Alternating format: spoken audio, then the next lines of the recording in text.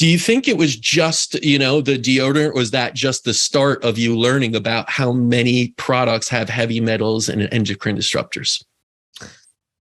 Well, first of all, my dad has a circle of holistic doctors surrounding him. And I first started getting interested in supplements in 1998 because I visited LA for a supplement conference, and I was like 18 or 19 at the time. So, he was teaching me a lot. And when I was 16, he was saying, don't use deodorant because it's really bad and it has aluminum. And I was like, you're crazy and psycho. That was in 1996.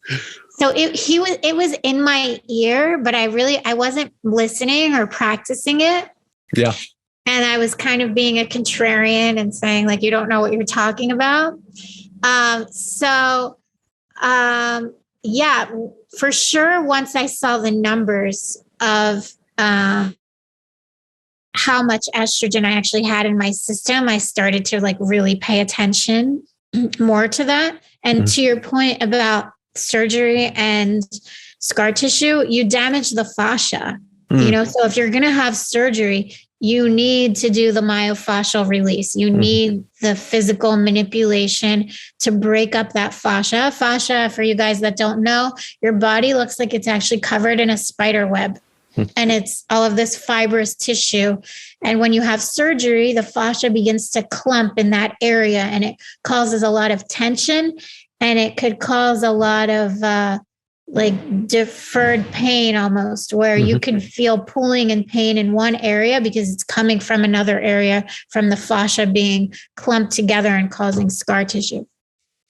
So in terms of the heavy metals, I had been doing heavy metal tests, I guess, since around 2009.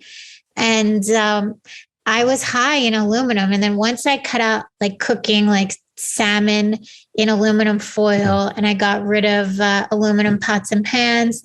And when I cut out the deodorant, my aluminum level in my heavy metal test went to 0. But then I had lead poisoning from the bath water in LA. So I had to do a whole chelation of, getting the lead out, which I lost all sense of taste, by the way. But in terms of products, look, I think that there's a lot of, I'm sorry for the noise. I'm in downtown LA. It's wild here. All good. If there isn't a dog disrupting at least once during the podcast, then it's not a real podcast for me. But in terms of the products and what you're talking about, I think, and I've said this since 2016, since I went to school in France for natural cosmetics and fragrance. Just because something is synthetic does not mean it's an endocrine disruptor. And just because something is natural doesn't mean that it's 100% good. And so in this whole green beauty world, they have demonized a lot of synthetic products that actually aren't problematic. For example, parabens. There are parabens that have been on the market for 30 plus years that cause no problems at all. And it's actually illegal now to say paraben free because it's giving all parabens a bad name. The problem is the regulation in America. And it's that there's zero regulation, zero safety guides.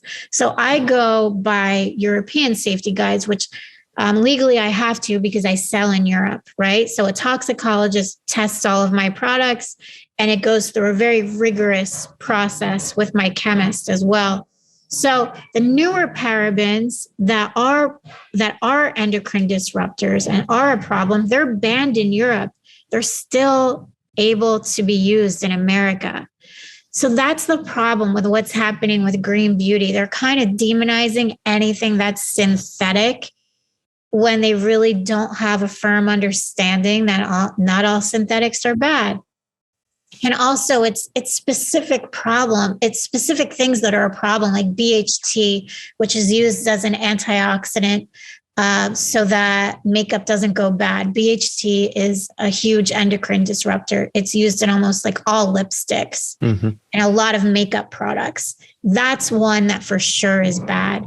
But most synthetics that are on the market in Europe are not so bad. There's a list that you like abide by and you don't use for green beauty in Europe. And that list, I feel like actually has real regulation and science behind it.